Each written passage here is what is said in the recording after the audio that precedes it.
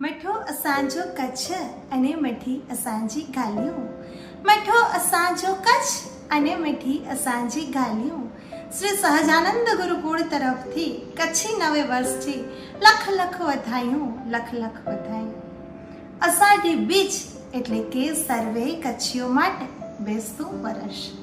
અષાઢી બીજ એ કોઈ માત્ર તિથિ નથી, પરંતુ અષાઢી બીજ એ સર્વે કચ્છીઓના રક્તમાં વહેતી સંસ્કૃતિ છે, એનું પ્રતીક છે.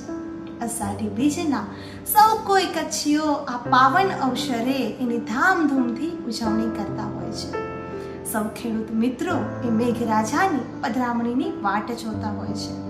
કહેવાયું છે ને કે શિયાળે સોરઠ ભલો અને ઉનાળે ગુજરાત.